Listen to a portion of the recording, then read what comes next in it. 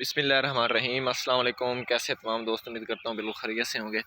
आज की इस वीडियो का मेरा टॉपिक है कि हमने जो प्रूनिंग करने के बाद अपने पौधे को कितनी खुराक देनी है, कौन सी खुराक देनी है, उसको पानी लगाने का बेहतरीन वक्त कौन सा है और उसको किस तरह हमने पानी लगाना है।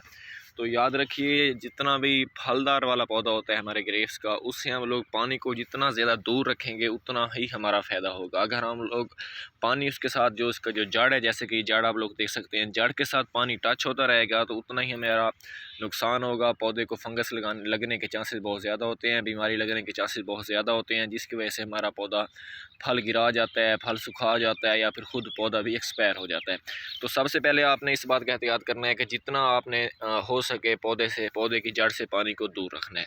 तो उसके बाद आपने जो ज़मीन की तैयारी में करना है, सबसे पहले आपने गोबर का इस्तेमाल करना है। जो कंपोस्ट गोबर हो, पुरानी गोबर हो, बिल्कुल काली गोबर हो, बल्कि आपने फ्रेश गोबर का इस्तेमाल बिल्कुल नहीं करना। जो पुरानी गोबर होगी उसका आपने इस्तेमाल करना है।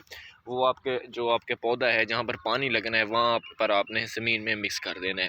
तो उसके साथ जैसे कि दूसरी फसलात को या फिर फलदार पौधों को ज़रूरत होती है पोटाश, नाइट्रोजन, जो उसकी बढ़ोतरी में काफ़ी ज़्यादा हेल्पफुल साबित होती है, और उसके साथ जो फास्फोरस होती है, तो आपने स्टार्ट में फास्फोरस और उसके साथ कुछ आपने नाइट्रोजन का इस्तेमाल कर सकते हैं। अगर आप लोग स्टार्ट में फास्फोरस इस्तेमाल कर सकते हैं, पहले पानी के साथ आप लोग फास्फोरस दे रहे हैं जैसे कि डीएपी हो गया।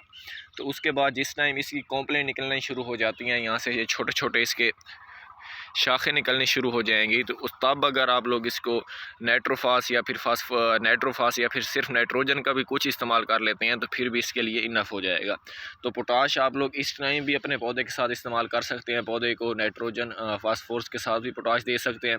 अगर इस टाइम आप लोग अपने पोटाश इस्तेमाल नहीं करना चाह रहे, तो फिर जिस टाइम आपके पौधे के ऊपर फल लगता है, फल की जिस टाइम साइज़ एक चने के दाने के बराबर हो जाता है, आपको पता चलता है, देख रहे होते हैं कि चने के दाने के बराबर मेरा फल हो चुका है मेरे पौधे का, तो उस टाइम भी आप लोग पोटाश का इस्तेमाल कर सकते हैं। चाहे तो पौधे के ऊपर आप लोग स्प्रे कर सकते हैं, चाहे तो आप लोग पानी में फ्लड कर सकते हैं। तो खादों का इस्तेमाल आपने इस तरह करना है। चूँकि जो आपका पौधा होता है अंगूर का, उसको इतनी ज़्यादा पानी की ज़रूरत नहीं होती, इसलिए आपने पानी देते वक्त भी काफ़ी ज़्यादा ख्याल रखना है। जिस टाइम आपके पौधे को पानी की ज़रूरत होगी उस टाइम आपने अपने पौधे को पानी देना है।